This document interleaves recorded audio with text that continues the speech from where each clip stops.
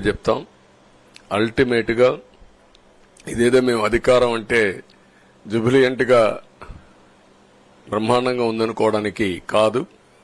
ఒక బాధ్యతతో మా మీద ఎంత నమ్మకం పెట్టుకున్నారో ఈ ప్రజల్ని మళ్లీ ఒక దారి చూపించే మార్గం మేము చూపిస్తాం.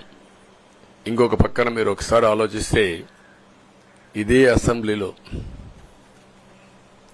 నాకు మా కుటుంబానికి మా మిస్సెస్కి జరిగినటువంటి అవమానానికి నా జీవితంలో ఎప్పుడూ బాధపడలా. నా మీద బాంబులతో దాడి చేసినప్పుడు కూడా వీరోచితంగా ఎదుర్కొన్నా. 2003 సెప్టెంబర్ అక్టోబర్ నాకు ఇప్పటి కూడా జ్ఞాపకం. ఆ రోజు నా మీద బాంబులు చేసినప్పుడు చాలా ఒక పానిక్ రియాక్షన్లో కూడా నేను భయపడలేదు.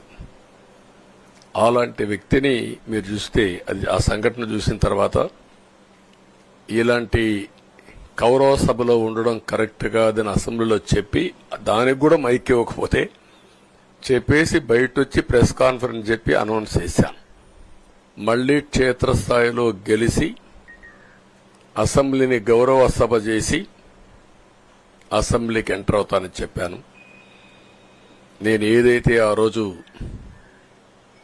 ఒక ప్రతిజ్ఞ చేశాను దాన్ని నిజం చేయడానికి ప్రజలు సహకరించారు.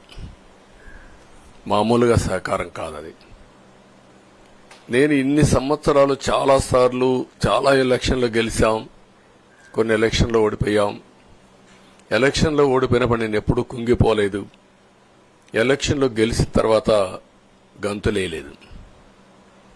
నిబ్బరంగా ఓడిపోయినప్పుడు ఒక బాధ్యత ప్రతిపక్షంలో ఉండి పనిచేయాలి, గెలిపించినప్పుడు ఒక బాధ్యత ప్రజలకు మెరుగైన సేవలు అందించి వాళ్ళని ముందుకు తీసుకుపోవాలని ప్రయత్నం చేశాం. ఎప్పుడూ ప్రజాప్రచారనే ఉన్నాం. అలాంటిది జరిగిన తర్వాత ఈరోజు మళ్లీ ఇదే అసెంబ్లీకి నేను ఏదైతే చెప్పానో అది చేసి వెళ్ళడం అనేది ఒక తృప్తి, ఒక గౌరవం. ఆ గౌరవాన్ని నిలబెట్టిన ప్రజలను కూడా మనస్ఫూర్తిగా అభినందిస్తూ మీ రుణం తీర్చుకుంటాం. ఏ విధంగా పనిచేయాలో పనిచేస్తాం. మీ ఎక్స్పెక్టేషన్స్ ప్రకారం పనిచేసి అయితే ఎప్పటికప్పుడు మీరందరూ కూడా మేము ఓటేసాం, మా పని అయిపోయింది, ఇంకా మీరు చూసుకోండి కాకుండా ఎప్పటికప్పుడు మమ్మల్ని నడిపించే బాధ్యత, మాకు సహకరించే బాధ్యత, మళ్లీ రాష్ట్రంలో ఉండే ప్రజలందరం బాగుపడాలంటే ఏం చేయాలో మేము చేసినప్పుడు ఎప్పటికప్పుడు ఫీడ్బ్యాక్ ఇచ్చి నడిపించే బాధ్యత తీసుకోవాల్సిందిగా వారిని కోరుతున్నా. పవన్ కళ్యాణ్ గారిని మనస్ఫూర్తిగా అభినందిస్తున్నా.